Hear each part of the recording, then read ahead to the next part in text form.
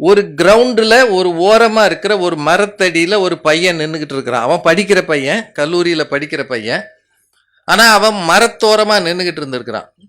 இப்போ செக்யூரிட்டி நைட்டில் சுற்றி வருவாங்கள்ல, 7 மணி 8 மணிக்கு பிறகு அந்த கல்லூரி பெரிய வளாகம், சுற்றி வருகிற அந்த செக்யூரிட்டி கிட்ட போய் நீ யாரா அப்படின்னு கேட்டிருக்கிறாங்க. அப்போ நீங்கள் 20 வருஷத்துக்கு முன்னாடி உங்கள்கிட்டலாம் அந்த நேமு ஐடி கார்டெல்லாம் கிடையாது. ஒருவேளை உங்களுக்கு தெரியுமான்னு தெரியல. 20 இயர்ஸ் பேக் ஐடி ஃபோட்டோ வச்சு நான் தான் இந்த காலேஜில் படிக்கிற எதுவும் கிடையாது. இப்போது யாரோ ஒரு பையன் இந்த உள்ள வந்து கிரவுண்டில் இருக்கான் போலன்னு அவனை கூப்பிட்டு கேட்டிருக்கிறாரு. அவன் சொல்லியிருக்கான், இந்த காலேஜில் நான் படிக்கிறேன். காலேஜில் படிக்கிறேன்னா இங்கே ஏன்டா நிற்கிறேன்? அவன் சொல்லியிருக்கான், இல்லை என் ஃப்ரெண்ட்ஸ் எல்லாரும் டூர் போயிட்டாங்க. டூர் போகிறதுக்கு 300 ரூபா கட்டணும் என்கிட்ட இல்லை. ஃப்ரெண்ட்ஸ் இருந்தாங்கன்னா நான் எங்கேயாவது அவங்களோட போய் கொஞ்சம் தங்கிக்குவேன். ஹாஸ்டலில் பணம் கட்டுற அளவு என்கிட்ட பணம் இல்லை. எங்கள் ஊர் நாகர்கோயில், அங்கேருந்து நான் இங்கே வந்திருக்கிறேன்.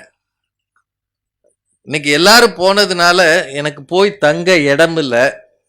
அதனால நான் இங்கேயே மரத்தடியில் ராத்திரி படுத்துக்கலாம்னு நினைக்கிறேன் அப்படின்னு அந்த பையன் சொல்லியிருக்கிறான். இது முழுக்க நிஜம் நடந்தது. இன்னைக்கு இப்போ மதுரையில் பேசப்பட்ட செய்தி. இப்போ அந்த செக்யூரிட்டி வாட்ச்மேனுக்கு கோபம் வந்தது, இன்னொன்று சந்தேகம் வந்தது.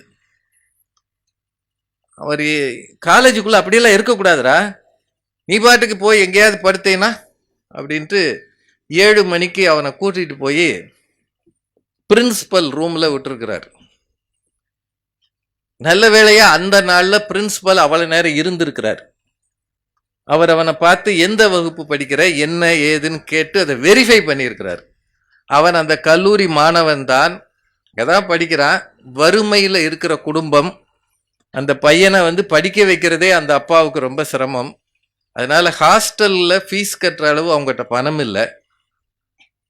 அதனால அவன் அப்படியே ஃப்ரெண்ட்ஸ் உதவியில் அங்கன தங்கி படிக்கிறான்ற உண்மையை அந்த கல்லூரி முதல்வர் தெரிந்து கொண்டார். தெரிந்த பிறகு அங்கே இருக்கிற கரஸ்பாண்டண்ட்டுக்கு ஃபோன் பண்ணி சொல்லியிருக்கிறார், இந்த மாதிரி நம்ம காலேஜ் பையன் படுக்கிறதுக்கு இடம் இல்லாமல் கிரவுண்டில் படுக்கணும்னு வந்து நிற்கிறான், நம்ம ஏதாவது அவனுக்கு செய்யணும் அப்படின்னு சொல்லியிருக்கிறாங்க. அங்கிருந்து அந்த பையன் துபாய்க்கு வேலைக்கு போய், துபாயிலிருந்து சிங்கப்பூருக்கு வேலைக்கு போய் ஒரு 20 ஆண்டுகளில் சொந்தமாக கம்பெனி வச்சிருக்கிறார். இன்றைக்கு அவருக்கு 3 கப்பல்கள் இருக்கிறதாம். அவர் அது மட்டும் இல்லை, 3 கப்பல் ஓன் பண்றாரு. சிங்கப்பூர்லையும் துபாயிலையும் பெரிய பெரிய வீடுகள் இருக்கான். ஆனால் அந்த பையன் இப்போவும் ஒவ்வொரு வருஷமும் தன்னோட கல்லூரிக்கு வந்து தன்னை போல படிக்க வசதி இல்லாத பிள்ளைகளுக்கு பெரிய தொகையை ஸ்காலர்ஷிப்பாக கொடுத்துட்டு போறாராம். நல்லா யோசிங்க, வாழ்க்கையில் சின்னதாக ஒருவர் செய்கிற உதவி உங்களை உயரத்துக்கு எடுத்துட்டு போகும். நீங்கள் மட்டும் பழச மறக்காம இருக்கணும்.